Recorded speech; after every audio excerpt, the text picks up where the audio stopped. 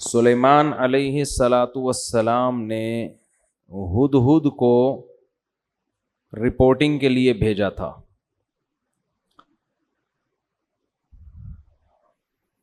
اس سے یہ بھی پتہ چلتا ہے کہ دنیا کی کوئی بھی حکومت ہو، فوج ہو، اس کو خفیہ ایجنسیوں کی بہرحال ضرورت پڑتی ہے جو رپورٹیں لا کے پیش کریں۔ تو سلیمان علیہ الصلاۃ والسلام نے ہدہد کو کہا کہ تو غیر حاضر تھا، جب تک غیر حاضری کی مضبوط دلیل پیش نہیں کرے گا اس وقت تک تیرا عذر قبول نہیں ہو۔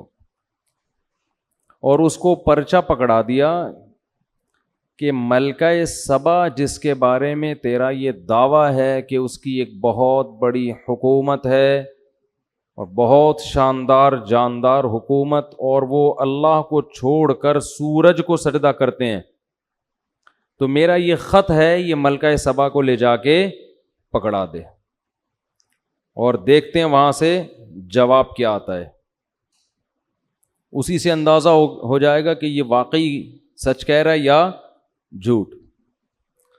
ہدہد نے لے جا کے وہ ملکہ سبا کو پکڑا دیا۔ پہلے زمانے میں پرندوں کے ذریعے خط و کتابت ہوتی تھی، اس کے لیے پرندے استعمال ہوتے تھے۔ پرندوں کو سدھایا جا سکتا ہے، بعض پرندوں کو، ہر ایک پرندے کو نہیں۔ اچھا، یہ جو ہدہد جس کو آج ہم ہدہد کہتے ہیں، یہ وہ والا ہدہد نہیں ہے، کچھ نام چینج ہو گئے ہیں۔ تو حضرت سلیمان علیہ السلام نے خط لکھا، انہو من سلیمان، پہلے نام لکھا، یہ کس کی طرف سے ہے؟ سلیمان کی طرف سے۔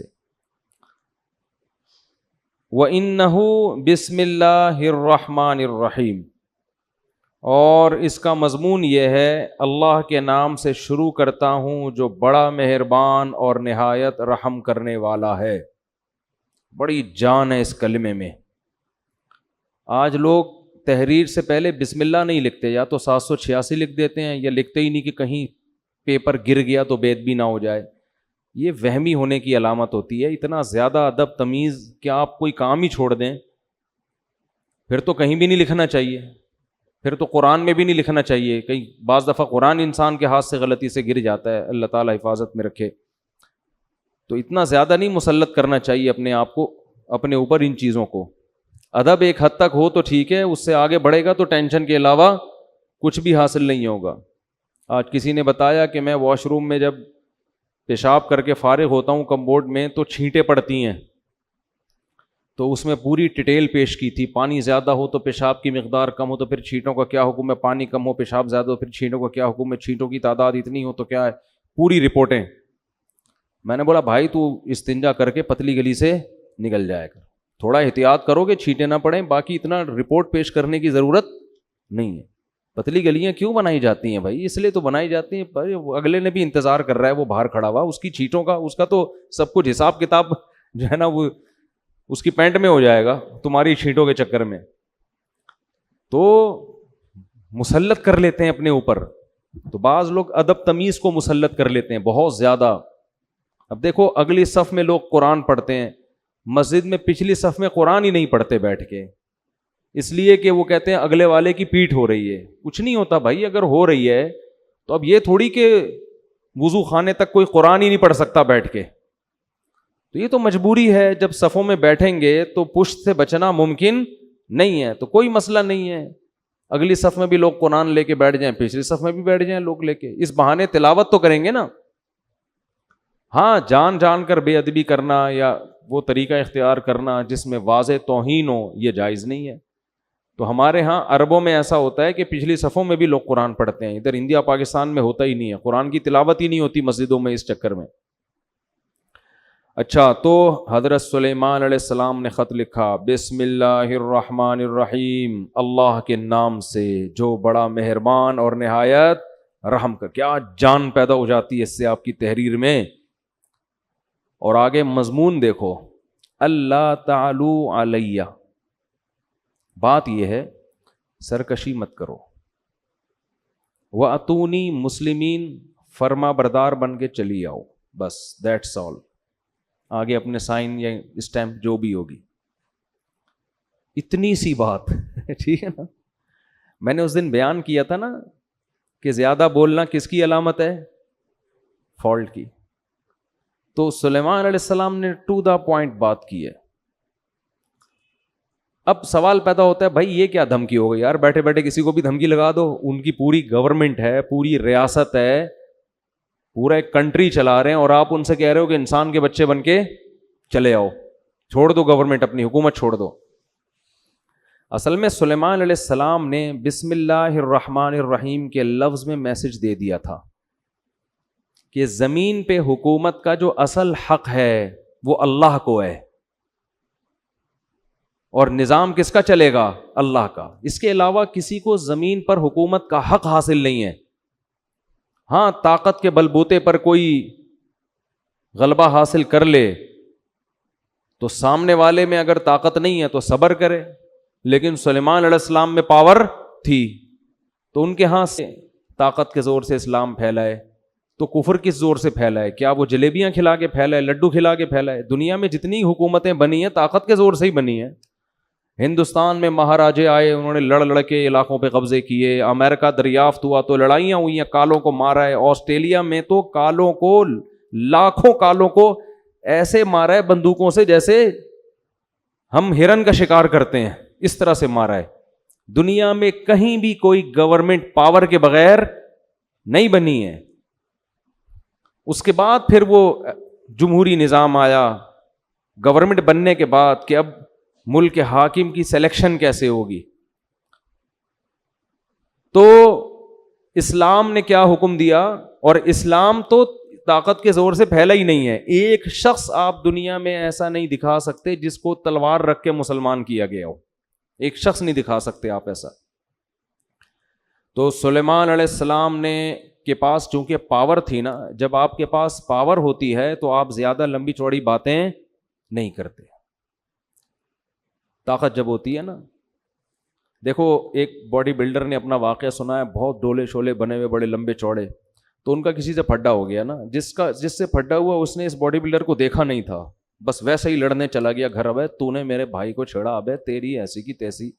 جا کے دروازہ نوک کیا. اب یہ بلڈر مجھے خود اپنا واقعہ سنا رہا ہے. بلڈر کا دروازہ نوک کیا, اس میں تھا باریک سا دبلا پتلا جو نوک کرنے والا ہے. تو بلڈر جب کہتا ہے, مجھے کہتا ہے جب میں گھر سے باہر نکلا نا تو مجھے دیکھ کے نا وہ ایسے غصے میں غضبناک آگ بگولا ہو رہا ہے.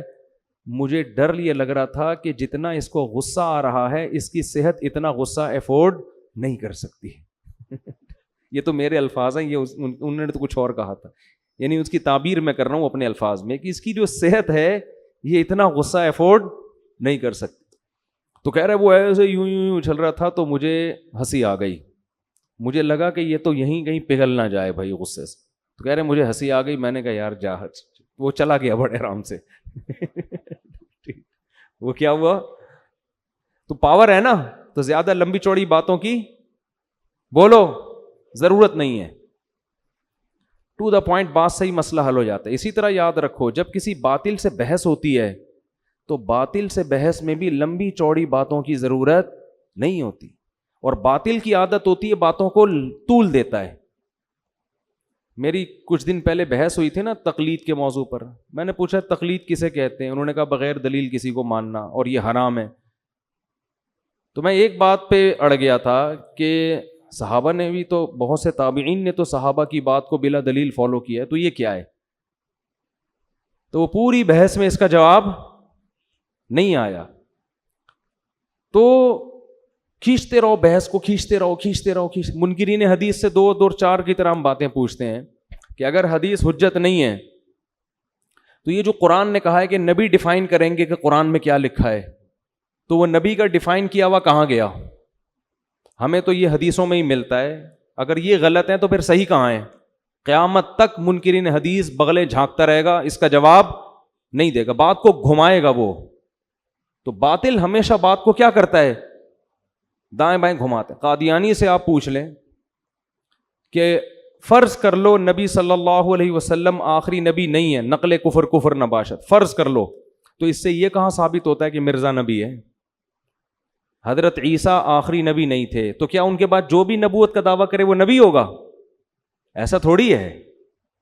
آپ کے ذمے یہ نہیں ہے کہ ختم نبوت کا مسئلہ آپ کے ذمے مرزا کو نبی ثابت کرنا ہے. تو آؤ اس پہ بات کرتے ہیں کہ مرزا شریف آدمی بھی تھا یا نہیں تھا. آپ شرافت ثابت کر دو, نبی ہم خود ہی مان لیں گے. قادیانی الٹا لٹک جائے گا مگر اس بحث پہ آمادہ نہیں ہوگا, کیونکہ اس کی کتابوں سے پتہ چلتا ہے کہ وہ شریف انسان نہیں تھا, اسی کی کتابوں سے. سمجھتے نہیں ہو میرا خیال ہے بات کو, پھر بھی نکل پڑتے ہو رات کو. تو بحثوں کو الجھانے کی کوشش کی جاتی ہے. تو اللہ تعالیٰ نے, وہ کیا تھا مسئلہ یار, تو سلیمان علیہ السلام چونکہ پاورفل تھے نا, تو یہ نہیں کہ پورا لمبا 6 صفحوں کا لیٹر لکھ رہے ہیں. ایکچولی بات اصل میں یہ ہے کہ دیکھیے میں اللہ کا سچی مچی کا نبی ہوں, اور یہ ہے کہ وہ لمبی, بھائی حاکم سے بات ہو رہی ہے, حاکم کی آنکھوں میں آنکھیں ڈال کے بات کرو گے تو بات سمجھ میں آئے گی. حاکم جیسے ہو تو بات کرو, ورنہ بات کرنے کی ضرورت نہیں ہے.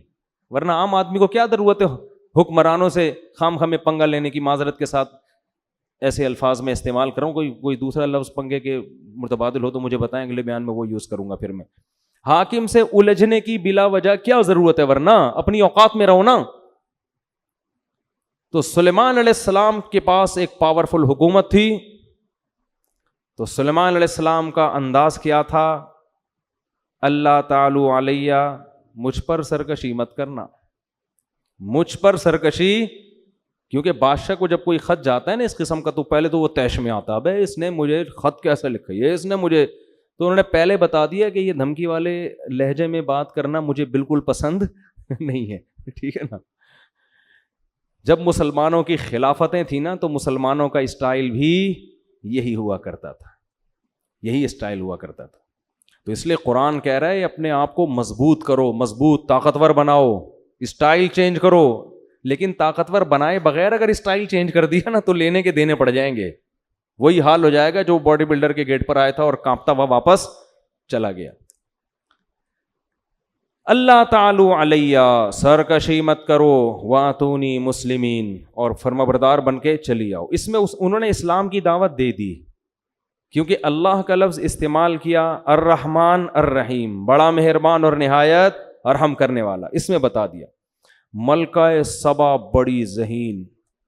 میں کہہ رہا تھا نا اللہ نے عورتوں کو مردوں سے کم عقل دی ہے, مگر کچھ عورتیں مردوں سے زیادہ ذہین. ایک طرف ہم ملکہ سبا کو لیتے ہیں, ایک طرف فرعون کو لیتے ہیں. ملکہ سبا نے ایک خط پڑھا ہے, اس کی کھوپڑی میں بات آ گئی, اور فرعون کمبخت موسیٰ علیہ السلام نے خط نہیں بھیجا, موسیٰ علیہ السلام چل کے اس کے محل میں گئے ہیں. قرآن کہہ رہا ہے قولا لہو قولا لینا, اے موسیٰ ان سے نرم بات کرنا, سختی سے بات مت کرنا. دھمکی آمیز لہجہ نہیں ہونا چاہیے, سختی نہیں, نرم بات, شاید اس کو نصیحت ہو جائے. ادھر سلیمان علیہ السلام کا انداز دھمکی آمیز تھا, ٹھیک ہے نا, نرم لہجہ نہیں تھا. دھمکی آمیز, سرکشی مت کرو, انسان بن کے ہے بھائی. مسلم کا معنی فرما بردار, جس کو اردو میں انسان کا بچہ بولتے ہیں. یہ کہتے ہیں نا بندہ, پنجابی میں کہتے ہیں بندے دا پتر, اردو میں کیا کہتے ہیں, انسان کا بچہ. انسان کا بچہ بن کے آ, انسان بن, بندہ بن, بندہ کہتے ہیں نا لاہور میں. تو موسیٰ علیہ السلام کا جو انداز بھی نرم, اور اکیلے نہیں گئے بلکہ ہارون علیہ السلام بھی آپ کے ساتھ, 2 بندوں کا اثر زیادہ ہوتا ہے. ادھر سلیمان علیہ السلام خود تو گئے نہیں, خط بھی کسی سفیر کے ذریعے نہیں, پرندہ جھولی میں ڈال کے آ گیا, بس بات پہنچائیے, وہ بھی دھمکی آمیز لہجے میں. کتنا فرق ہے دونوں کی مینٹل اپروچ میں. فرعون کو پھر معجزے دکھائے, جادوگروں سے مقابلہ کروایا. موسیٰ کلیم اللہ کو بچپن سے جانتا تھا کہ یہ جھوٹے نہیں ہیں, یہ شریف انسان ہے. کتنا کچھ کرنے کے بعد بھی ہزاروں معجزے دکھا دیے کمبخت, پھر بھی سمندر میں راستہ بنتے ہوئے دیکھ لیا کہ بنی اسرائیل اس راستے سے گزر رہے ہیں, یہ معجزہ ہے, یہ تو اللہ ان کی مدد کر رہا ہے. اور پھر بھی اس کی آنکھوں پہ پٹی کہ خود بھی اسی راستے میں گھس رہا ہے. اسے یہ نہیں پتا کہ بھائی یہ تیرے سامنے ان کے لیے بنا ہے, تیرے لیے تھوڑی بنائی ہے.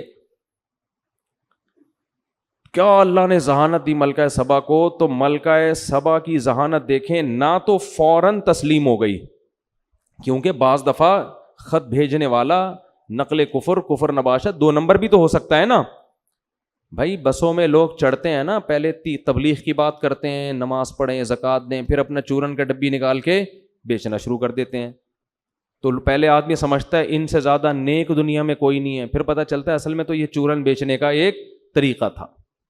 تو 2 نمبر لوگ بھی تو ہوتے ہیں نا. تو ملکہ سبا کو یہ خطرہ تھا کہ کہیں ایسا نہ ہو کہ یہ جو بادشاہ جس نے مجھے اللہ کا نام لے کے مجھے دعوت دی ہے، ایسا نہ ہو کہ لیبل اللہ کا لگ رہا ہو، الرحمن الرحیم کا لگ رہا ہو، لیبل دین اور اسلام کا لگ رہا ہے، اور مقصد حکومت کرنا ہو، مقصد لالچ ہو.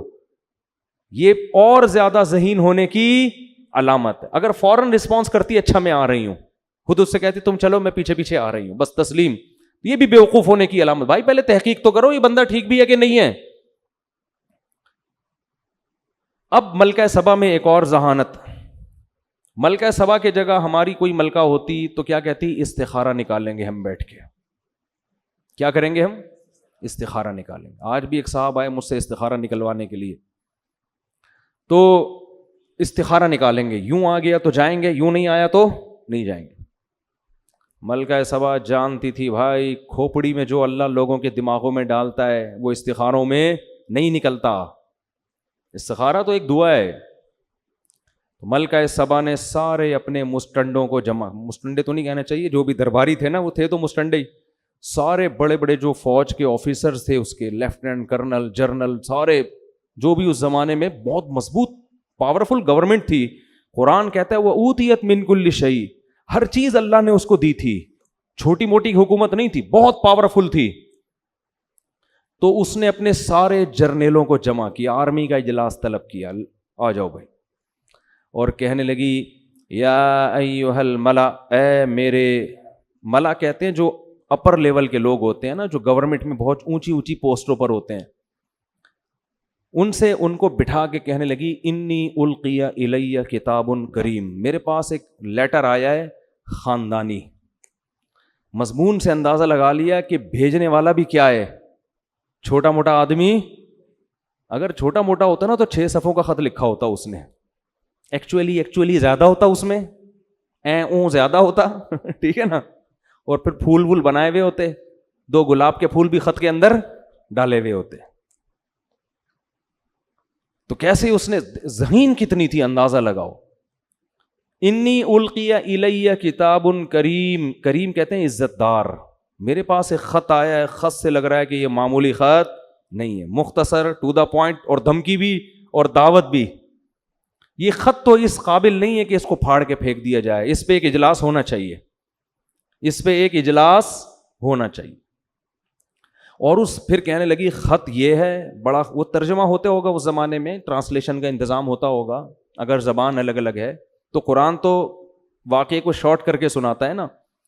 اور کہنے لگی انی القی الی کتاب کریم انہ من سلیمان و انہ بسم اللہ الرحمن الرحیم اللہ تعالی علی واتونی مسلمین. پورا خط پڑھ کے سنایا اور کہنے لگی یا ایھا الملأ افتونی فی امری، اے میرے ساتھ اٹھنے بیٹھنے والے لوگوں، مجھے میرے معاملے میں مشورہ دو. یہ بھی ملکہ سبا کے خاندانی ہونے کی دلیل. مشورے سے فائدہ کیا ہوگا کہ اس کے تمام پہلو سامنے آ جائیں گے، پازیٹیو بھی، جو بھی ہم نے کرنا ہے ان میں ہر چیز کو ہم مشورے میں ڈسکس کریں گے اور اس کے ہر پہلو پہ غور کریں گے، پازیٹیو بھی اور نیگیٹو بھی. تو اس کے بعد ایک رائے قائم کرنا ہمارے لیے آسان. یہ اس کی دوسری دلیل ہے ملکہ سبا کے خاندانی ہونے کی. پھر کہنے لگی ما کنت قاطعۃ امرا حتی تشہدون، جب تک تمہاری رائے سامنے نہ آ جائے اس وقت تک میں کوئی یقینی فیصلہ نہیں کروں گی. یہ تیسری دلیل ہے کیا ہونے کی. قاطعۃ امرا کا مطلب میں اپنی رائے تو پیش کروں گی لیکن فیصلہ میں اس وقت کروں گی جب تمہاری رائے بھی سامنے آ جائے. تو ابھی جو میں رائے پیش کروں گی وہ میرا فیصلہ نہیں ہے، وہ رائے ہے، اور تمہاری رائے آنے کے بعد جو میں رائے دوں گی وہ رائے نہیں ہوگی بلکہ وہ آرڈر ہوگا. یہ اسٹائل مارکیٹ میں ملے گا آج کل آپ کو کہیں ہے بھائی. یہ ہمیں بھی اسٹائل سکھایا جا رہا ہے ٹھیک ہے نا، کہ ہم بھی اپنے فیصلے بولتے کیوں نہیں کریں. ہم سے قیامت تک کوئی فیصلہ ہوتا ہی نہیں ہے. آج قوت فیصلہ ڈیسیجن پاور جسے کہتے ہیں نا, وہ مارکیٹ سے کیا ہو گئی ہے, شارٹ. سارے زندگی سوچتے رہتے ہیں کرنا ہے کہ نہیں کرنا ہے, کرنا ہے کہ نہیں کرنا ہے, کرنا ہے کہ نہیں, کوئی طریقہ ہی نہیں ہے نتیجے تک پہنچنے کا. قالوا نحن اولو قوت, وہ پاورفل لوگ تھے, سمجھدار لوگ تھے. انہوں نے بات کیا کی, انہوں نے کہا دیکھو بھائی, نحن اولو قوت, ہم پاورفل لوگ ہیں, طاقتور لوگ ہیں, کمزور نہیں ہیں. کیا مطلب؟ اگر تو لڑائی کا آرڈر دے گی تو بزدلی نہیں دکھائیں گے. یہ کسی ملک کی آرمی کے خاندانی ہونے کی دلیل ہے کہ جب گورنمنٹ مشورہ لے رہی ہو فوج سے, کیا خیال ہے بھائی اس کنٹری پہ حملہ کرنے کا, تو فوج یہ نہیں کہ ابھی دیکھیں ایکچولی ابھی تو اتنے سارے مسائل چل رہے ہیں, کیا ابھی پھڈا ختم نہیں ہوا, دوسرا پھڈا شروع کر دیا آپ نے ہیں, یہ کوئی بات ہے لڑائی پھڈے. اور خط بھی تو دیکھو نا, خود ہی کہہ رہی ہو خاندانی خط ہے, اوپر سے اس بندے سے لڑواؤ گی ہم کو. معیشت دیکھو کہاں جا رہی ہے, ڈالر دیکھو کہاں جا رہا ہے, وہ بھی لڑائی کی بات. یہ فوج پہ یہ باتیں سوٹ بولو نہیں کرتی, فوج پہ یہ بات سوٹ کرتی ہے بھائی لڑائی کے لیے ہر وقت تیار ہے, آرڈر کرو, بس آرڈر آپ کا ہوگا. یہ بھی فوج کے کیا خاندانی ہونے کی دلیل. لیکن انہوں نے ایک فالٹ تھا اس میں, فالٹ یہ تھا کیونکہ وہ ملکہ سبا کی طرح ذہین نہیں تھے, فالٹ یہ تھا کہ آپ رائے وہ دیں جو آپ کی اپنی خدمات تو پیش کریں آپ, لیکن آپ سے مشورہ یہ نہیں لیا جا رہا کہ آپ لڑنے کے لیے تیار ہیں یا نہیں. مشورہ آپ سے یہ لیا جا رہا ہے کہ لڑنا مناسب ہے یا نہیں, کیا کریں. اس بارے میں انہوں نے کوئی مشورہ نہیں دیا. تو اس کا مطلب خاندانی تھے, مگر اتنے نہیں جتنی ملکہ سبا خاندانی تھی. ظاہر ہے یہ اس سے زیادہ خاندانی ہوتے پھر یہ اس کے باپ بن کے بیٹھے ہوئے ہوتے نا وہاں پہ, ٹھیک ہے نا, اس کی تھوڑی سلیکشن ہوتی. تو والامر الیک, کہنے لگے ہم طاقتور لوگ ہیں, کمزور نہیں ہیں, لڑنے کے لیے ہر وقت تیار ہیں. والامر الیک, لیکن فیصلہ تو نے کرنا ہے. ملک کی حاکم کون ہے؟ تو ہے. فانظری ماذا تأمرین, تو بتا تیرا کیا حکم ہے. ملکہ سبا بہت ذہین تھی.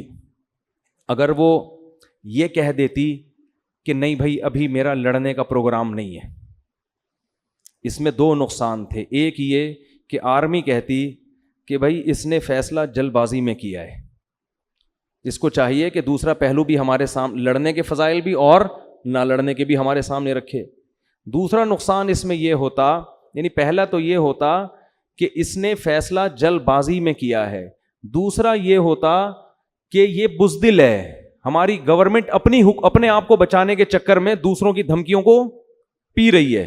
تو یہ دونوں چیزیں امیج غلط جاتے. تو ملکہ سبا نے دونوں پہلو سامنے رکھے. اس نے کہا دیکھو بات یہ ہے کہ نہ تو میں لڑائی سے بھاگنے والی ہوں, نہ میں اس کی قائل ہوں کہ ہر صورت میں لڑیں. ہم دیکھتے ہیں کہ لڑنا اگر ہمارے لیے فائدے مند ہے تو لڑیں گے, نہیں لڑنا فائدے مند تو نہیں لڑیں گے. اب لڑنا فائدے مند کب ہے, نہیں لڑنا فائدے مند کب ہے؟ اگر طاقت کا مقابلہ طاقت سے ہو رہا ہے تو لڑیں گے. لیکن اگر یہ ویژنری آدمی ہے, اس کی دعوت صحیح ہے, یہ پیسے کے لیے حکومت کے لیے نہیں لڑ رہا, یہ خدا کے دین کو غالب کرنے کے لیے, ایک اس کا نظریہ ہے, ایک تھیوری ہے, ایک نظریہ ہے, اس کے لیے لڑ رہا ہے, تو پھر ہم اس سے مقابلہ نہیں کر سکتے. کیونکہ اگر ہم نے اس سے مقابلہ کیا, فتح ہو گئی تو بلے بلے, شکست ہو گئی تو پھر یہ ایسی واٹ لگا کے رکھے گا نا ہماری, اور ایسا ستیہ ناس کرے گا کہ سوچ لو کہ عزت دار لوگ ذلیل ہو جائیں گے. تو یہ دوسرا آپشن بھی سوچ لو, کیسی خاندانی در خاندانی ہے کہ نہیں ہے. تو کیا کہنے لگی, ان الملوک اذا دخلوا قریۃ افسدوها, دیکھو تم نے تو بات کر دی ہم لڑنے کے لیے تیار ہیں, لیکن بادشاہ لوگ جب لڑتے ہیں تو شکست میں کے ساتھ فتح کا خطرہ بھی ہوتا ہے, اور اگر ان کو فتح ہو گئی افسدوها, ملک کا بیڑا غرق کر دیں گے. وجعلوا اعزۃ اہلها اذلۃ, اور بادشاہوں کی عادت ہے ملک فتح کرنے کے بعد عزت دار لوگوں کو ذلیل بنا دیتے. میں بھی باندی بن سکتی ہوں, لونڈی بن سکتی ہوں, تم بھی سارے کیا بن جاؤ گے, قیدی بنو گے, غلام بنو گے. وَكَذَلِكَ يَفْعَلُونَ, یہ بھی کریں گے ایسا. لہذا ہم یہ تحقیق کرتے کہ یہ اہل حق ہیں, یہ اہل باطل. تو اب آپ مجھے بتاؤ کہ جو آدمی خامخواہ میں دھمکیاں دے رہا ہو, اس کے پیچھے کوئی ویژن نہ ہو, تو اس سے اس کا دنیاوی مفاد کے علاوہ کوئی مقصد ہوگا؟ ہے بھائی, خامخواہ میں ایک آدمی کسی کو تنگ کر رہا ہے, اس کا مطلب بھائی آپ اس کے وسائل پہ قبضہ کرنا چاہتے ہیں. ایک ملک جب دوسرے ملک پہ بھی لاوجہ حملہ کر رہا ہے, اس کا مطلب اس کے وسائل کس کے کنٹرول میں لانا چاہ رہا ہے؟ اپنے. اسلام کی لڑائی اس مقصد کے لیے نہیں ہوتی.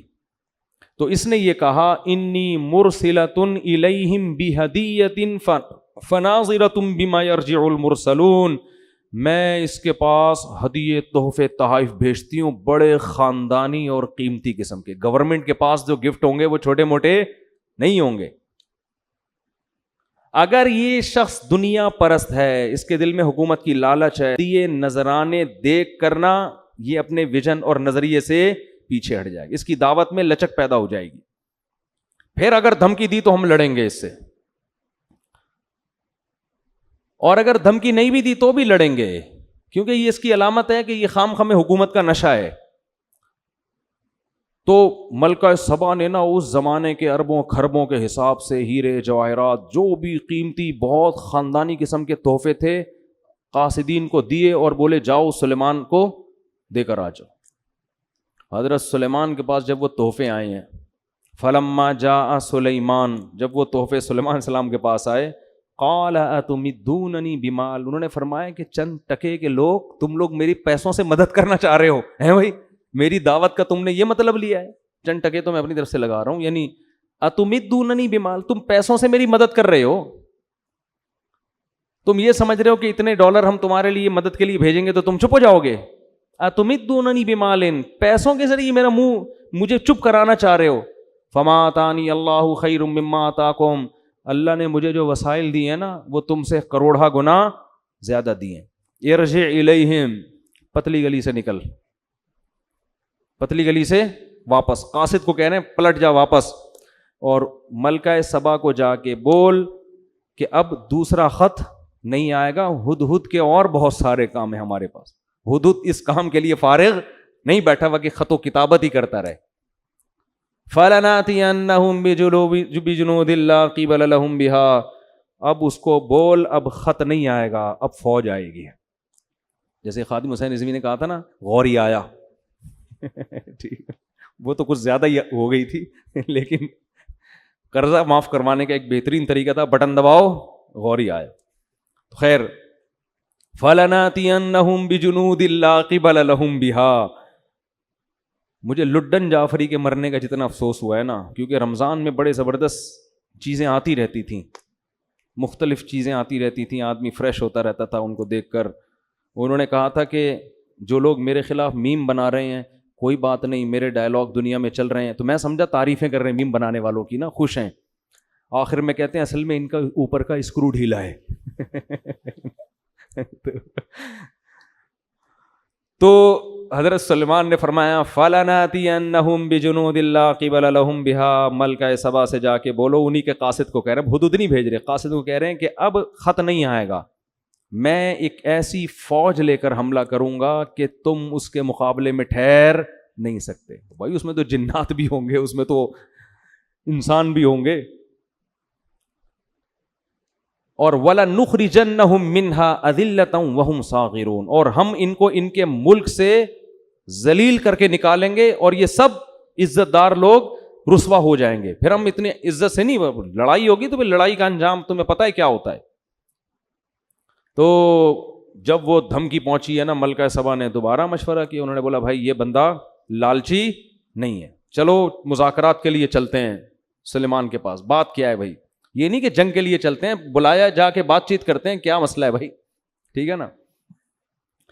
تو قرآن کہہ رہا ہے کہ حضرت سلیمان کو اطلاع مل گئی کہ ملکہ سبا وہاں سے چل پڑی ہے. حضرت سلیمان علیہ السلام چاہتے تھے کہ ملکہ سبا کو ہم نے دعوت دینی ہے, لڑائی کے بغیر ہی کام بن جائے تو زیادہ اچھا ہے نا. اسلام حدیث میں آتا ہے کہ لا تتمنوا لقاء العدو, دشمن سے لڑائی کی تمنا کبھی بھی مت کرو. جنگ اسلام میں کوئی پسندیدہ کام نہیں ہے, کوشش کرو کام جنگ کے بغیر ہو جائے. فرمایا فَإِذَا لَقِيتُمْ فَاصْبِرُوا, ہاں اگر جنگ مسلط ہو جائے تو پھر صبر کرو. وَاعْلَمُوا أَنَّ الْجَنَّةَ تَحْتَ ظِلَالِ السُّيُوفِ, اور یقین کر لو جنت تلواروں کی چھاؤں میں رکھی ہے اللہ نے. کیسی زبردست حدیث ہے. تو حضرت سلیمان بھی چاہتے تھے کہ خام خواہ میں جنگ نہ ہو. اگر بھائی آرام سے یہ مسلمان ہو جاتی ہے تو کیا ضرورت ہے ہمیں جنگ کرنے کی, اور یہ مسلمان ہوگی تو پوری قوم نیچے مسلمان ہو جائے گی. تو سلیمان علیہ السلام نے ارادہ کیا اس کو اپنے کچھ معجزے پہلے سے دکھائیں تاکہ وہ دیکھ کے یقین کر لے کہ یہ انسان کے بس میں نہیں ہے, ان کے ساتھ کون ہے؟ اللہ ہے, اور یہ اللہ کے سچے نبی ہیں. اس کے لیے سلیمان علیہ السلام نے ترکیب یہ سوچی کہ ہم ایسا کرتے ہیں کہ ملکہ سبا کا اتنا بڑا عالی شان تخت, ہیرے جواہرات اس میں جڑے ہوئے اور ٹنوں من اس کا وزن, وہ کسی جن کو ٹھیکہ دو پہلے ہی اٹھا کے لے آئے وہ. تو جب وہ یہاں آ کے دیکھے گی تو حیران ہو جائے گی نا, تو یہ کام تو انسان کے بس میں ہے نہیں. اس زمانے میں جہاز تھوڑی تھے, جو ہوائی جہاز ہیں یہ تھوڑی تھے اس زمانے میں, اور شپ کے ذریعے آنے میں تو کئی مہینے لگ جاتے تھے. اس لیے سلیمان علیہ السلام نے اپنے دربار میں کہا یا ایھا الملأ ایکم یاتینی بعرشھا قبل ان یاتونی مسلمین. ہاں بھائی, تم میں کوئی ایسا بندہ ہے, کوئی ایسی مخلوق بیٹھی ہوئی ہے جو ملکہ سبا کے یہاں پہنچنے سے پہلے, اس کو بھی کئی مہینے لگیں گے یا 1 مہینہ یا 2 مہینہ لگے گا, تو اس کے یہاں پہنچنے سے پہلے کون اس کا تخت اٹھا کے لے آئے گا؟ قرآن کہتا ہے, یہ ظاہر ہے انسان کے بچے کا کام نہیں ہے. قال عفریت من الجن انا آتیک بہ قبل ان تقوم من مقامک. ایک جن کھڑا ہوا. عامل لوگ بڑے خوش ہوں گے, دیکھو جنات کے پاس ایسے اختیارات ہیں, وہ یہ بھی کر سکتے ہیں. جن کے پاس ایسے اختیارات ہوتے ہیں, لیکن جن آپ کے اختیار میں ہوں ایسی کوئی رپورٹ ہمارے پاس نہیں ہے. جن تو بہت کچھ کر سکتا ہے مگر وہ آپ کے مشورے پہ کرے گا ایسا نہیں ہے. اگر کر رہا ہوتا نا تو آپ کی خستہ حالت. میں کہتا ہوں ان عاملوں سے جو کہتے ہیں کہ ہم سنگ دل محبوب کو قدموں میں لا سکتے ہیں, اس کو بولو پٹھان ہوٹل سے تو 2 پراٹھے لا کے دکھا دے جن کے ذریعے. سنگ دل محبوب کہاں سے لائے گا قدموں میں؟ تو جن تو طاقتور ہوتا ہے مگر وہ انسانوں کے کنٹرول میں نہیں ہوتا. تو وہ صرف سلیمان علیہ السلام کے کنٹرول میں تھے. تو جن نے کہا میں, آپ اس کی بات کر رہے ہیں کہ وہ یہاں پہنچے گی پھر تخت آئے گا؟ ارے آپ کی مجلس برخاست ہونے سے پہلے تخت آپ کے سامنے. قرآن کہتا ہے قال الذی عندہ علم من الکتاب. ایک بزرگ بیٹھے ہوئے تھے سلیمان علیہ السلام کی محفل میں. وہ پیغمبر نہیں تھے, امتی تھے. ان کے پاس کتاب یعنی زبور کا علم تھا. اس سے پتہ چلتا ہے بھائی اللہ کی کتاب کا علم بھی کتنی بڑی فضیلت ہے. اللہ فضیلت میں بیان کر رہا ہے جن کے پاس اللہ کی کتاب کا علم. اس لیے قرآن کو سمجھ کے سیکھو. قرآن کا علم ہونا یہ اللہ کی بہت بڑی نعمت ہے. تو وہ نیک تھے, تو انہوں نے کہا سلیمان علیہ السلام سے انا آتیک بہ قبل ان یرتد الیک طرفک. حضرت یہ جن کہہ رہا ہے کہ مجلس برخاست ہونے سے پہلے میں آپ کی پلک جھپکنے سے پہلے حاضر کروں گا. یہ کہا اور تخت سامنے حاضر. نہیں آ رہی بات سمجھ. یہ واقعہ اگر صرف فضائل اعمال میں لکھا ہوتا تو فضائل اعمال کے پہ جو کفر اور شرک کے فتوے لگے ہوئے ہیں ان فتووں میں ایک اور اضافہ ہو جاتا کہ دیکھو انسان کے بس میں تو یہ ہے نہیں, یہ تو شرک پھیلا رہے ہیں.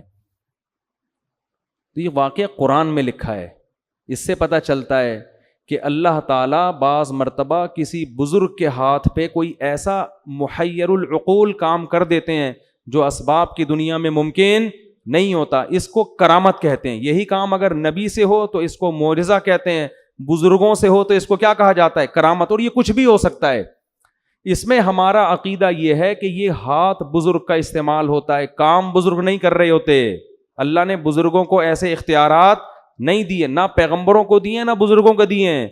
پیغمبر کا معجزہ بھی اللہ کی طرف سے ہوتا ہے, پیغمبر کا دخل نہیں ہوتا اس میں. مردوں کو حضرت عیسیٰ زندہ کرتے تھے تو حضرت عیسیٰ نہیں کرتے تھے, بلکہ کون کرتا تھا؟ اللہ کرتے تھے. حضرت عیسیٰ تو صرف کہتے تھے. تو اللہ نے ان بزرگ کے ہاتھ پہ کرامت ظاہر کی. تو اسی طرح فضائل اعمال میں جو درجنوں واقعات لکھے ہیں ان بزرگ نے یہ کر دیا, ان بزرگ, یہ کرامت کے واقعات ہیں. ان کو شرک کہنا اس لیے درست نہیں ہے کہ ان میں ان بزرگ کی طرف مجازی نسبت ہے. حقیقت کون کر رہا ہے؟ اللہ. ہاں, کرامت کا واقعہ اگر مستند کتاب میں لکھا ہو یا مستند ذریعے سے پہنچے تو اس کو مانو. بیان کرنے والا مستند نہیں ہے تو پھر اس کو مت مانو. اب فضائل اعمال میں جو کرامتیں لکھی ہوئی ہیں وہ جن کتابوں سے لی گئی ہیں, وہ کتابیں اگر مستند ہیں تو کرامت کا واقعہ بھی درست, کتابیں مستند نہیں ہیں تو کرامت کا واقعہ درست نہیں ہے. اور دوسری بات یہ کہ جو لوگ فضائل اعمال کے خلاف کلپ بناتے ہیں ان سے کہو اصل کلپ تو اس کتاب کے خلاف بننا چاہیے جس کتاب سے فضائل اعمال نے وہ کرامت لی ہے. اس کتاب کے خلاف کوئی کلپ بنانے کے لیے تیار نہیں ہے, کیونکہ وہ کتابیں بڑے بڑے محدثین کی لکھی ہوئی کتابیں ہیں, اور محدثین کو برا بھلا کہیں گے تو لوگ ان کو جوتے ماریں گے, تو اس لیے انہوں نے فضائل اعمال کو پکڑا ہوا ہے. نہیں یار یہ سمجھ میں میرا خیال ہے بات. تو یہ خیانت ہے بہت بڑی کہ جو اصل کتاب ہے اس کو تو کچھ نہیں کہہ رہے, ٹھیک ہے نا, اور جہاں جو نقل کر رہے ہیں اس کو کہہ رہے ہیں یہ فضائل اعمال اور فضائل صدقات میں شرک بھرا ہوا ہے. تو ان کو شرک کی ڈیفینیشن ہی پتہ نہیں ہے. تو ان بزرگ نے کیا کہا. اب یہاں ایک اور لوگ سوال کرتے ہیں کہ یہ کرامت تو صحابہ کے ہاتھ پہ ظاہر نہیں ہوئی جو فضائل اعمال میں لکھی ہوئی ہیں, یہ تو نبی کے ہاتھ پہ یہ معجزہ نہیں ہوا, تو بزرگ کے ہاتھ پہ کیسے ہو گیا؟ اس کا مطلب بزرگ صحابہ سے بھی افضل ہیں. تو یہی سوال ہم یہاں کریں گے کہ سلیمان علیہ السلام تو تخت کو سیکنڈوں میں لا نہیں سکے, لیکن مجلس میں بیٹھے ہوئے بزرگ نے کہا اور تخت سامنے حاضر. تو کیا ہم یہ کہہ سکتے ہیں کہ وہ بزرگ حضرت سلیمان سے افضل ہو گئے؟ نہیں. کرامت کے صدور سے کوئی شخص دوسرے سے افضل نہیں ہو جاتا. کرامت تو اللہ کی طرف سے ایک اکرام ہے بزرگ کا کہ دیکھو میں اس پہ خوش ہوں اور اس کے ہاتھ پہ میں کیسی چیزیں ظاہر کر دیتا ہوں. یہ اس کی علامت نہیں ہے کہ اس وقت دنیا میں سب سے افضل یہی ہے. اور یہ بھی ممکن ہے کہ ایک پیغمبر کے ہاتھ پہ وہ معجزہ ظاہر نہ ہو جو کسی امتی کے ہاتھ پہ کرامت ہو جائے, یہ بھی عین ممکن ہے. باقی افضلیت کا تعلق اعمال سے ہے, کرامتوں سے نہیں ہے. کون افضل ہے سب سے؟ جو شریعت پہ سب سے زیادہ چلتا ہے, تو وہ تو پیغمبر سب سے زیادہ چلتے ہیں نا. اور علماء کہتے ہیں امتی کے ہاتھ پہ کرامت کا ظاہر ہونا یہ پیغمبر ہی کے فضیلت کی دلیل ہے, اس لیے کہ اس امتی کو یہ مقام اس پیغمبر کی امت کے امتی ہونے کی وجہ سے ملا ہے. وہ جو بزرگ تھے نا جنہوں نے کرامت ظاہر کی اور تخت فوراً لے آئے, تو اصل میں یہ فضیلت سلیمان علیہ السلام کی تھی. وہ بزرگ سلیمان علیہ السلام کو فالو کرتے تھے, اسی وجہ سے تو یہ انعام ملا نا ان کو. اسی وجہ سے حضرت سلیمان اس بزرگ کا شکریہ نہیں ادا کر رہے, بلکہ جیسے ہی تخت حاضر ہوا ہے تو کہہ رہے ہادہ من فضل ربی, یہ میرے رب کا مجھ پر فضل ہے. نہیں آ رہی بات؟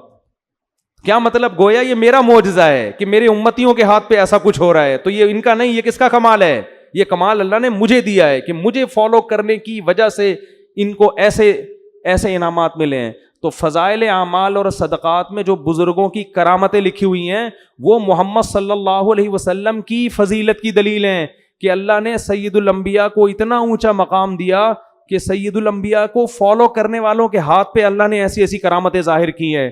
تو اس سے پیغمبر کا مقام کم نہیں ہو رہا, بلکہ پیغمبر کا مقام اونچا ہو رہا ہے کہ ان کی امتیوں میں پچھلی امتوں سے بھی زیادہ بڑی بڑی کرامتیں صادر ہوئی ہیں. نہیں آ رہی میرا خیال ہے بات سمجھ میں؟ تو سلیمان علیہ السلام نے کیا کیا؟ وہ ان بزرگ نے کہا کہ میں آپ کی پلک جھپکنے سے پہلے کیا لے آؤں گا؟ تخت سامنے. یہ کہا اور تخت سامنے, کیونکہ پلک تو جھپکنے میں تو سیکنڈ لگتے ہیں. اب جیسے ہی حضرت سلیمان نے دیکھا نڑے یہ تو تخت یہیں آ گیا فوراً, تو فرمانے لگے ہذا من فضل ربی, یہ میرے رب کا کیا ہے؟ فضل ہے, مجھ پر فضل ہے. لیبلونی ااشکر ام اکفر, اللہ مجھے آزمانا چاہتا ہے کہ میں اس کا شکر گزار بنتا ہوں یا ناشکرا. میں نے اس دن بیان میں کہا تھا نا کہ پیغمبر جب بھی کوئی نعمت دیکھتے ہیں تو شو نہیں مارتے, اتراتے نہیں ہیں اور بڑی بڑی باتیں نہیں کرتے, بلکہ کس کی طرف نسبت کرتے ہیں؟ اللہ کی طرف. شکر بھی ادا کرتے ہیں اور استحضار بھی کرتے ہیں کہ مجھے آزمایا جا رہا ہے, ایسا نہ ہو میں اس میں پڑھ کے اللہ کو بھول جاؤں. ہمارے ہاتھ پر کوئی ایسی کرامت ظاہر ہو نا, کوئی انڈا ہی اٹھا کے ہم لے آئیں کہیں سے, پٹھان ہوٹل کا پراٹھا لے آئیں, چلو فرض کرو اٹھا کے لے آئیں اگر ہم, تو 6 مہینے شو مارنے میں لگیں گے کہ نہیں لگیں گے؟ دیکھا اس دن میں نے سنگ دل محبوب قدموں میں لایا تھا کہ نہیں لایا تھا؟ لایا تھا کہ نہیں لایا تھا؟ دیکھا اس دن میں نے خواب سنایا تھا, اگلے دن سچا نکلا کہ نہیں نکلا؟ 6 مہینے کس میں لگیں گے؟ شو مارنے میں. ادھر سلیمان علیہ السلام یہ نہیں کہہ رہے فخر, دیکھو میرے امتیوں میں ایسے ایسے لوگ ہیں ہزاروں کلومیٹر دور سے, تخت سیکنڈوں میں, میں ایسا ہی تھوڑی یہاں بیٹھا ہوا ہوں بھائی, ایسا ہی تھوڑی, بہت سے پیغمبروں سے اللہ نے مجھے فضیلت دی ہے, ایسی کچھ نہیں. بلکہ کیا کہہ رہے ہیں؟ یہ میرے رب کا فضل ہے, میرا کمال نہیں ہے, اور میرے رب نے مجھ پر یہ فضل اس لیے کیا لیبلونی, مجھے آزما رہا ہے وہ. اشکر ام اکفر, کہ میں شکر گزار بنتا ہوں یا ناشکرا. آگے کہنے ومن شکر فانما یشکر لنفسی، دیکھو جو شکر کرتا ہے اپنے خود ہی فائدہ ہوگا اس کا، اللہ کو کوئی فائدہ نہیں ہے. ومن کفر فان ربی غنی کریم، اور جو ناشکری کرے گا اللہ کا کوئی نقصان نہیں ہے، میرا رب بے پرواہ ہے، اسے انسانوں کے شکر کی ضرورت نہیں ہے، کریم عزت دار پہلے سے ہے، وہ کسی کی ناشکری سے اس کی عزت میں کمی نہیں ہوتی. اب جب تخت آ گیا نا، تو اب سلیمان علیہ السلام نے سوچا ملکہ سبا آتے ہی یہ تو اس تخت کو پہچان جائے گی، کیونکہ ایک دم 100% وہی تخت، اس جیسا تو کسی کا نہیں ہے. تو اسے تھوڑا سرپرائز دینے کے لیے ہم اس تخت میں تھوڑی سی چینجنگ کرتے ہیں تاکہ اس کو تھوڑا سوچنا پڑے. جب انسان کنفیوز ہونے کے بعد کسی حقیقت پر مطلع ہوتا ہے تو اس پر اثر زیادہ ہوتا ہے. سمجھ میں نہیں آ رہی بات؟ تھوڑا سا کنفیوز ہو نا، پھر پتہ چلے بھائی یہ وہی ہے.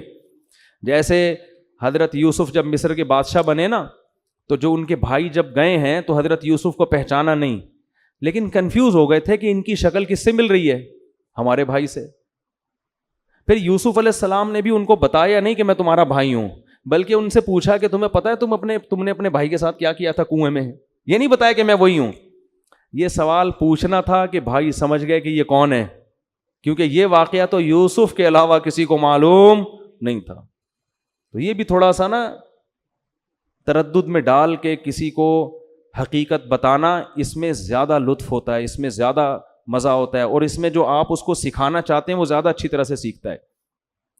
تو سلیمان علیہ السلام نے کہا نکروا لہا عرشہا، ذرا اس کا جو تخت ہے اس کی سیٹنگ تھوڑی سی کیا کر دو، چینج کر دو، یہ والا نٹ بولٹ تھوڑا وہاں لگا دو، یہ والا وہاں لگا دو، اس طرح کر دو. جب ملکہ سبا وہ مہینوں کا سفر کر کے پہنچی ہے تو سلیمان علیہ السلام نے ملکہ سبا سے کہا اچھا ہمارے ہاں کوئی متعصب قسم کے صوفی ہوتے تو کہتے حضرت آپ لیڈیز سے بات نہ کریں. یہ بھی ایک طبقہ ہے ہمارے ہاں جو تقوی میں اتنا آگے نکل جاتا ہے.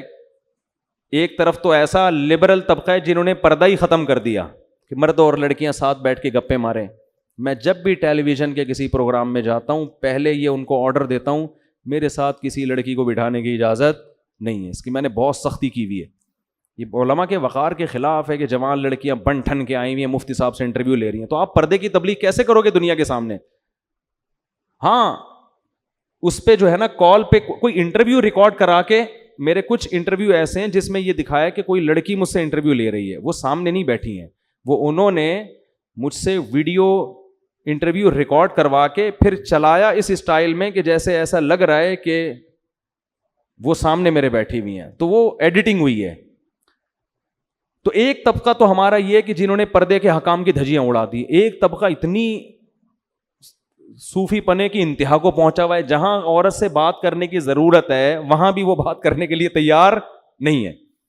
اب کوئی خاتون اگر آپ سے مسئلہ پوچھنے کے لیے آ رہی ہے تو پردہ کرنا تو اس کی ذمہ داری ہے. اگر وہ نہیں کر رہی تو آپ کو شریعت نہیں کہتی یہاں سے بھاگ جاؤ فوراً کہ وہ مسئلہ پوچھنے آئی آپ بھاگیں وہاں سے. آپ بیٹھیں مسئلہ بتائیں. ہاں تنہائی کسی عورت کے ساتھ بند کمرے میں اختیار کرنا اس کی اسلام میں اجازت نہیں ہے، اور آپ اس کو محبت سے پردے کی ترغیب بھی دے دیں.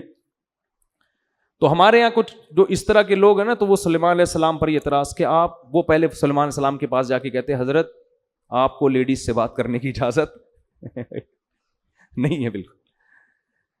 تو لیکن پیغمبر تھے کون بولتا. تو سلیمان علیہ السلام نے جب دیکھا کہ ملکہ سبا آئی تو سب سے پہلے اس سے سوال پوچھا اہا کذا عرشک، یہ تخت آپ ذرا دیکھیں بتائیں کہ کیا آپ کا جو تخت ہے اسی ٹائپ کا ہے یا نہیں ہے. تو وہ بڑے حیران ہو گئی کہ یار بالکل اسی جیسا لگ رہا ہے لیکن 100% وہ ہے بھی نہیں. تو کہنے لگی قالت کأنہ ہو، ایسا لگ رہا ہے کہ یہ وہی ہے، یعنی وہ ہے تو نہیں لیکن ایسا لگ رہا ہے کہ گویا کہ یہ وہی ہے. پھر کہنے لگی کہ بڑا کمال آپ نے کیا کہ اسی جیسا تخت ہدہد کی رپورٹوں کے ذریعے اس نے کہیں لا کے نقشہ بتایا ہوگا اور آپ نے اسی جیسا تخت بنا لیا، کیونکہ اس کے تو وہم و گمان میں بھی نہیں کہ سیکنڈوں میں یہ تخت وہاں سے اڑ کے یہاں آ سکتا ہے. لہذا وہ کہہ رہی ہے کہ کمال ہے بھائی، اسی جیسا تخت آپ نے کیسے بنا لیا. وَأُوتِينَا الْعِلْمَ مِنْ قَبْلِهَا وَكُنَّا مُسْلِمِينَ، ہمیں پتا تھا کہ آپ کو اللہ نے جو ٹیکنالوجی دی ہے اور وسائل دیے ہیں اس کا ہمیں اندازہ تھا، لیکن ایسا اندازہ کہ ایسا خاندانی تخت بنا لو گے یہ کھوپڑی میں نہیں آتا، اور ہم پہلے سے مان چکے ہیں آپ کی صلاحیتوں کو، مسلمین مان چکے ہیں، یہ تو اس کے تصور میں ہی نہیں کہ یہ وہی ہے.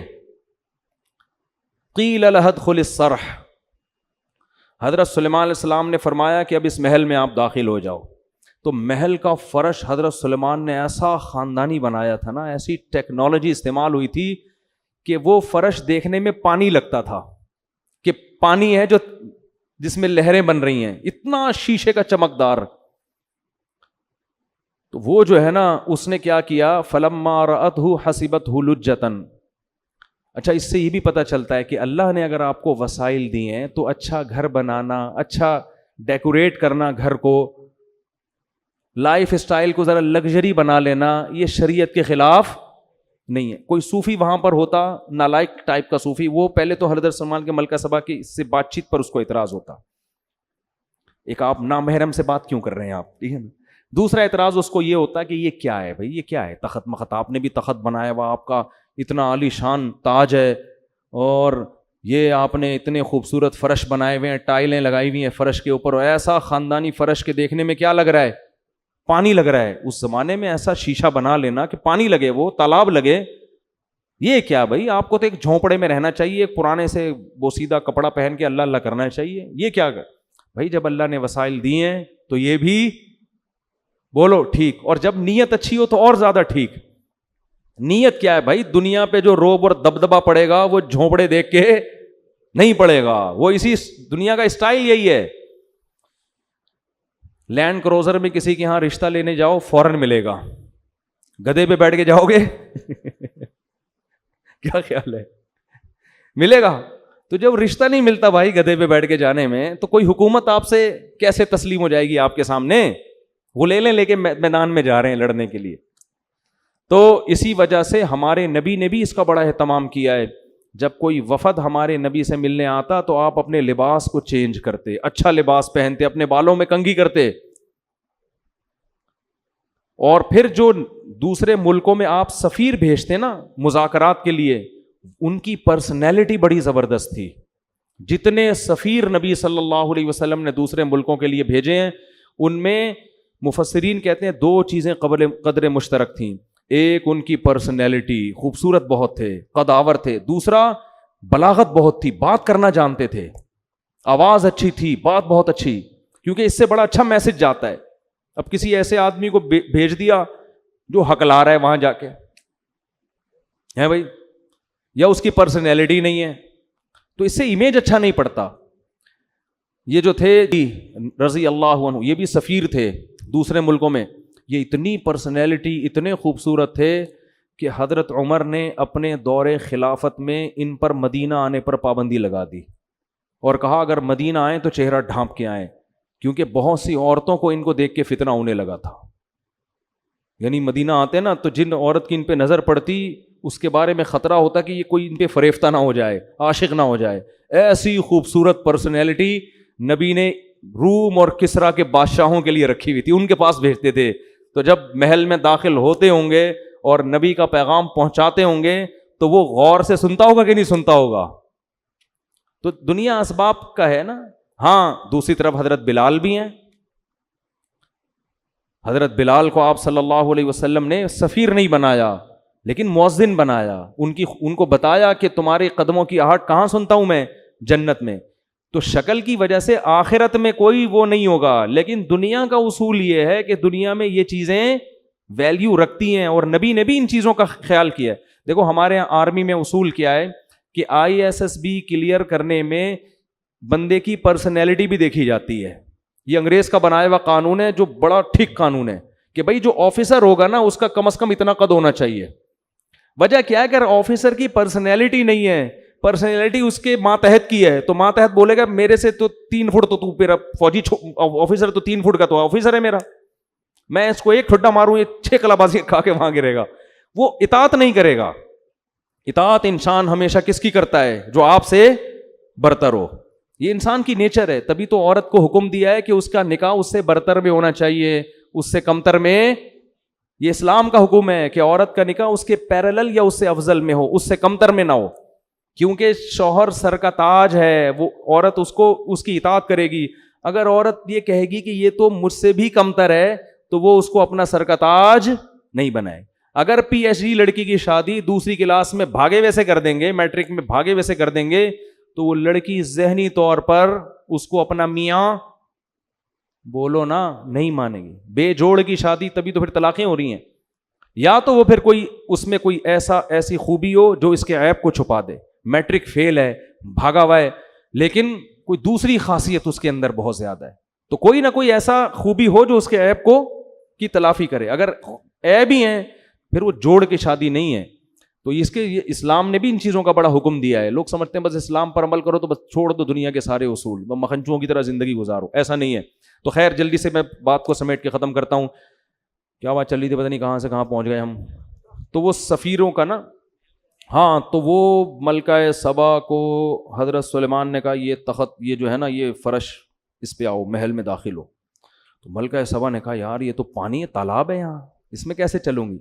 تو کشفت عن ساقیہا، اپنی جو بھی شلوار تھی، جو بھی ازار تھا، جو بھی ساڑی تھی، کچھ بھی ہوگا، ساڑیاں تو نہیں پہنی ہوں گی، ظاہر ہے ملکہ ہے، شاہانہ لباس ہی ہوگا نا، تو جو بھی لباس تھا اس نے اپنے پائنچے اوپر کر لیے تاکہ میرے پاؤں کپڑے گیلے نہ ہو۔ حضرت سلیمان قیل لها ادخل الصرح فلما رأته حسبته لجة وكشفت عن ساقيها قال انه صرح ممرد من قوارير۔ تو حضرت سلیمان نے کہا یہ پانی نہیں ہے، یہ تالاب نہیں ہے، یہ شیشے کا بنا ہوا فرش، ڈیزائن ایسے کیا گیا ہے دیکھنے والا اس کو تالاب سمجھتا ہے۔ اب یہاں ملکہ سبا نے کہا بھائی یہ خدا کا پیغمبر ہے، ابھی اس نے مجھے تخت دکھا دیا وہاں سے یہاں، اور یہ ایسا فرش تو دنیا میں کسی کا باپ بھی نہیں بنا سکتا۔ اس نے یہ نہیں کہا مجھے پتا ہے، یہ دل میں سوچا ہوگا۔ لوگ پھر کہہ رہے تھے یہ باپ کا لفظ کہاں ہے قرآن میں، دکھاؤ بھائی۔ تو ہمارا بھی تو کچھ اسٹائل ہے نا بات سمجھانے کا، ہم آج کے زمانے کے لحاظ سے سمجھائیں گے نا۔ تو ملکہ سبا نے کہا بھائی یہ تو ممکن واقعی اللہ کے سچے پیغمبر ہیں، ان کے پاس وسائل کی کمی نہیں ہے۔ تو فوراً کہنے لگی قال ربی انی ظلمت نفسی۔ اب دیکھو حضرت سلیمان سے خطاب نہیں کر رہی، اب کس سے خطاب کر رہی ہے؟ اللہ سے۔ یہ بھی اس کے خاندانی ہونے کی دلیل، کیونکہ ان کو یقین آ گیا کہ یہ سب کچھ یہ نہیں کر رہے، اللہ کر رہا ہے مجھے سمجھانے کے لیے کہ تو غلط دین پہ چل رہی تھی۔ توبہ کی اور کہنے لگی ربی انی ظلمت نفسی، اے اللہ آج تک میں نے سورج کو سجدہ کر کے اپنی جان پہ ظلم کیا ہے۔ وَأَسْلَمْتُ مَعَ سُلَيْمَانَ لِلَّهِ رَبِّ الْعَالَمِينَ۔ یہ ایسا خاندانی جملہ ہے، اس سے آپ کو پتا چلے گا بھائی ایکسٹرا آرڈینری ذہین تھی۔ اب یہ نہیں کہہ رہی کہ اللہ میں تجھ پر ایمان لے آئی، یہ بھی نہیں کہہ رہی کہ اللہ میں نے سلیمان کو نبی مان لیا۔ اگر یہ کہتی کہ میں نے سلیمان کے ہاتھ پہ بیعت کر لی، سلیمان کو مان لیا، تو سوال پیدا ہوتا ہے یہ سارے کام کا حکم کون دے رہا ہے؟ سلیمان تو ایک ذریعہ ہے، اصل تو آپ کو توحید کی دعوت دی جا رہی ہے، اللہ کی بندی بنو۔ تو اسلام اللہ کے لیے لانا ہے، سلیمان کے لیے نہیں لانا۔ لیکن اگر سلیمان علیہ السلام کا ذکر بالکل ہی شارٹ ہو جاتا تو یہ ناشکری بھی ہے کہ جو ذریعہ بن رہا ہے ہدایت کا، اس کو اس موقع پر اپنے کلام سے بالکل کیا کر دیا؟ خارج۔ تو دونوں چیزوں کی رعایت کر کے اس نے اپنے خاندانی ہونے کا ثبوت دیا اور کہنے لگی ربی انی ظلمت نفسی، اے اللہ میں نے اپنی جان پہ ظلم کیا، وَأَسْلَمْتُ مَعَ سُلَيْمَانَ لِلَّهِ رَبِّ الْعَالَمِينَ، اے اللہ میں بھی سلیمان کی طرح سلیمان کے ساتھ اس رب پر ایمان لے آئی جو تمام جہانوں کا پالنے والا ہے، میں بھی اس صف میں سلیمان کے ساتھ شریک ہو گئی ہوں، کھڑی ہو گئی۔ یہ تو پہلے سے تھے، میں بھی ان کی فہرست میں شامل ہو گئی۔ تو اللہ نے جہاں بھی پیغمبروں کے واقعات ذکر کیے نا، اکثر نالائق قومیں، اکثر نالائق، اکثر کیا 99.9%، قوم عاد کو دیکھیں، قوم ہود کو دیکھیں، قوم عاد کو دیکھیں، قوم سمود کو دیکھیں، قوم لوط کو دیکھیں، قوم ابراہیم کو دیکھیں، قوم فرعون کو دیکھیں، اصحاب مدین کو دیکھیں، سب تباہ ہوئے ہیں۔ کچھ قومیں ایسی ہیں جو گنی جا سکتی ہیں جنہوں نے عقل اور شعور کا مظاہرہ کیا، جذباتی پن سے ہٹ کر پیغمبر کی دعوت پہ شعور کے ساتھ غور کرنا شروع کیا۔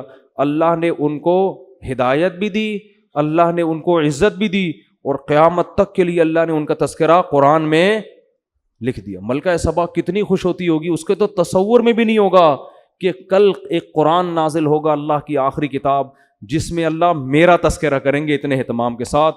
اور حضرت مولانا حضرت مفتی طارق مسعود صاحب دامت برکاتہم, آپ کے حساب سے, میرے حساب سے نہیں, میں تو ایسے ہی آدمی ہوں, آپ لوگ یہ القاب لگاتے ہیں نا, میں یہ کرتا ہوں تکبر سے بچنے کے لیے, جب لوگ کہتے ہیں مفتی طارق مسعود مدّ ظلہ العالیہ, تو میں آگے لگاتا ہوں جو ملا کھا لیا.